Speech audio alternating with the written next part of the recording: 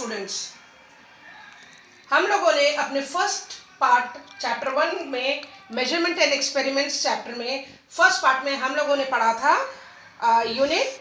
There are two types of unit, derived unit, fundamental unit, the SI system.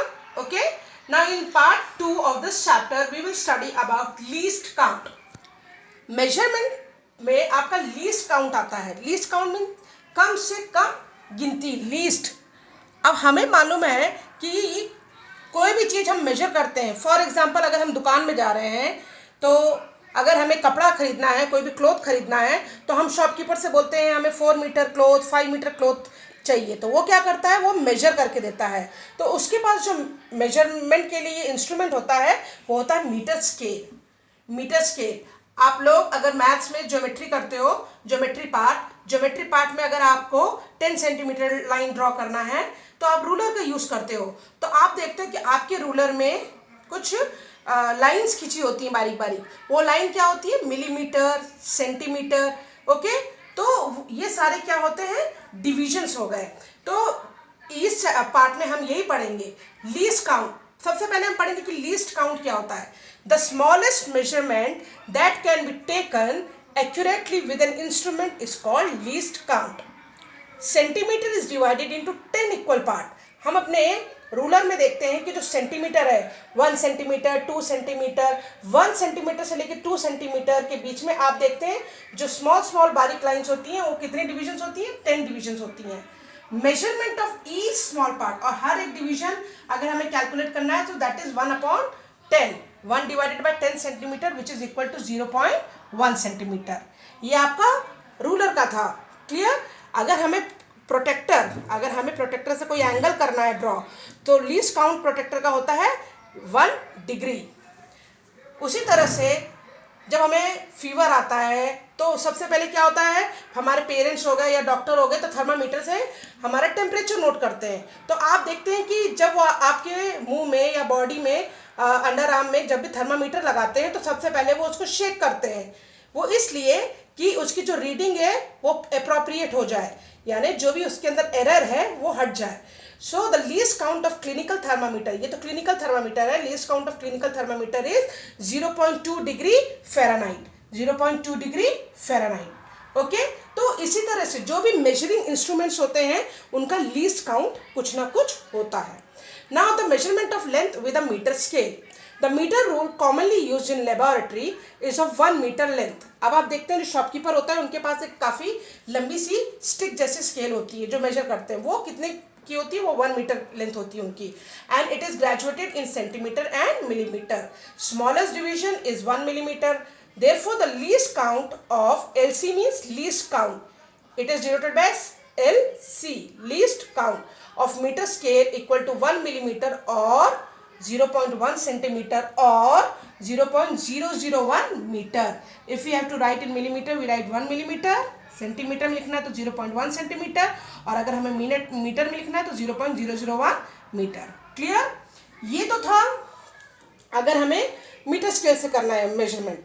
लेकिन laboratories में, physics में हम experiments करते हैं लेबॉर्ट्रीज में, अगर हमें मिलीमीटर से नीचे और कोई ऐसे इंस्ट्रूमेंट है जिसका हमें मेजरमेंट करना है टू मेजर स्मॉल लेंथ, तो हमें जो इंस्ट्रूमेंट की ज़रूरत पड़ती है वो मीटर स्केल से तो नहीं हो सकता possible.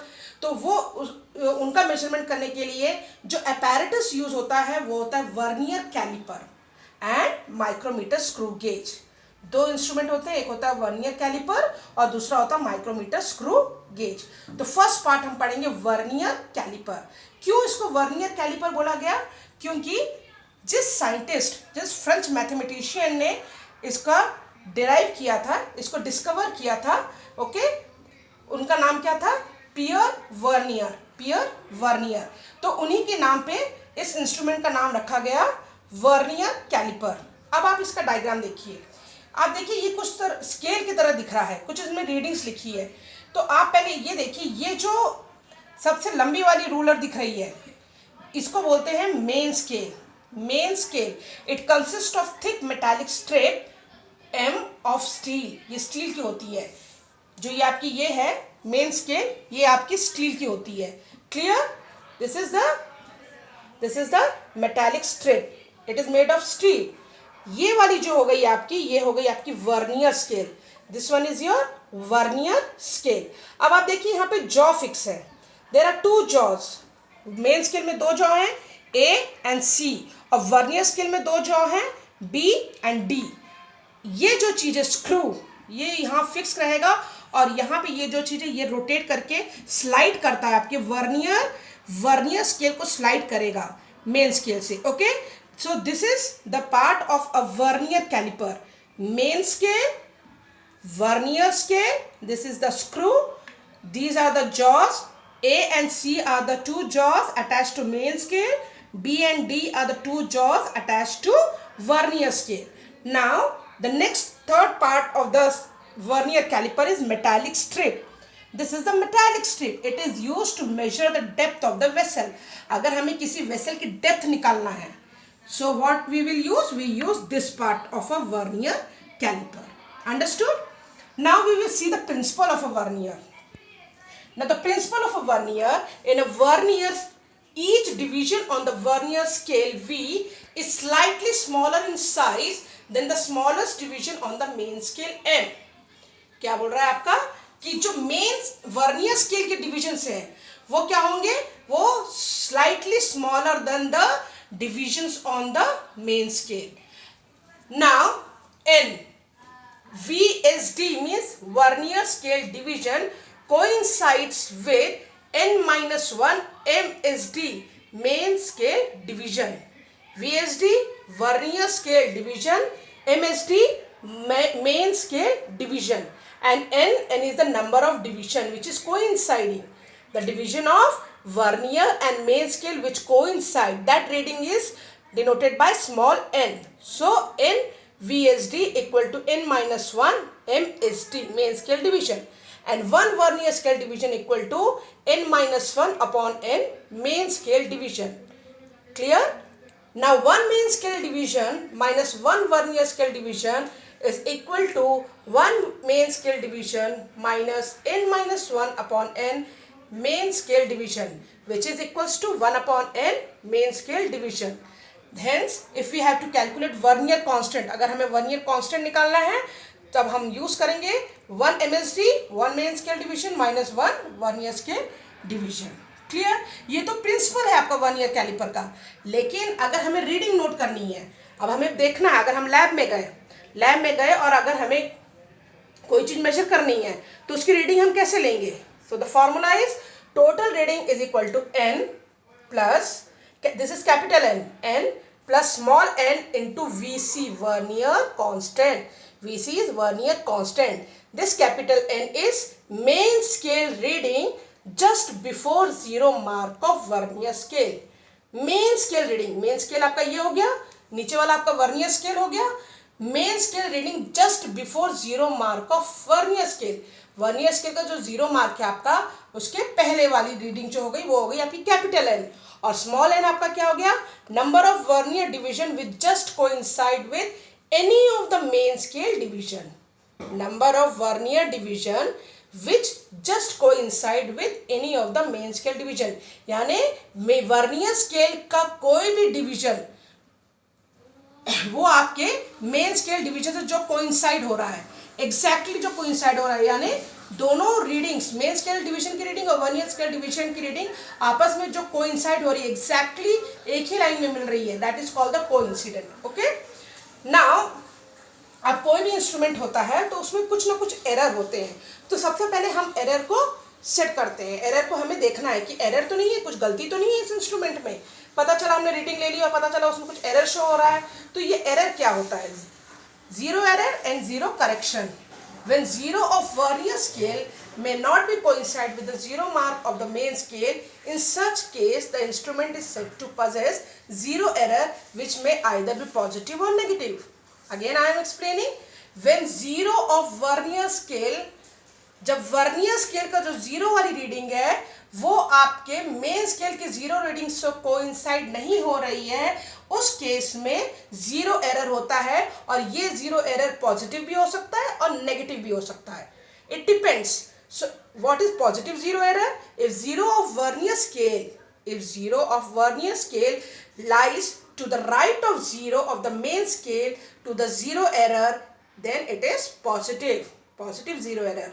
So positive 0 error is, in this case we are seeing that the positive 0 error is plus 5. If 0 of vernier scale, this is the 0 of vernier scale, lies to the right of the main scale, lies to the right of main scale, then in that case positive 0 error is plus 5 vernier constant.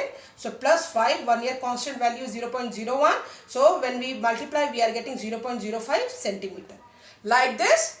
The another one is negative 0 error. If 0 of vernier scale lies to the left of main scale, in case of positive ये right में करता है लाई, और negative में ये आपका left में लाई करेगा. Okay, so in that case the negative error is calculated by, in this figure we are seeing that minus in 10 minus x, we see this reading is x, which we are seeing, which is coinciding the fifth reading. So minus 10 minus 5 vernier constant. So 10 minus 5 is 5, minus 5 into 0.01 is minus 0.05 centimeter. Okay, now the third part is zero correction. What is zero correction? It has a magnitude equal to zero error. It has a magnitude equal to zero error.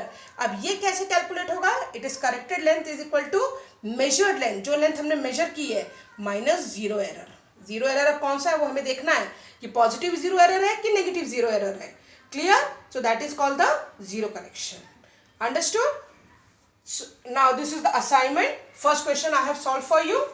The main scale of a 14 barometer is graduated in centimeter and millimeter. The vernier scale of barometer consists of 20 small division which coincide with 19 division of main scale. आप देखिए vernier scale का division था 20 और main scale का division given है 19. हमें क्या find करना है? Vernier constant. So first we write down x is equal to 1 millimeter. It is given in the question, that is either it is in centimeter or millimeter. N, small n, it is given 20 division. Small n is given 20 division, and then we will find vernier constant is x upon n. Vernier constant is x upon n. Okay, that is 1 millimeter upon 20. और ये हमारा कैसे निकला देखिए, n minus 1. Okay, so that we are getting 1 millimeter. Now the second question I am given assignment to you. You have to find the vernier constant of a vernier caliper is 0.01 centimeter. While measuring the diameter of a metal cylinder, the main scale reading is 1.2 centimeter, and sixth division of vernier scale is coinciding with a main scale division. You have to find the diameter of a metal cylinder. Understood, students? Thank you.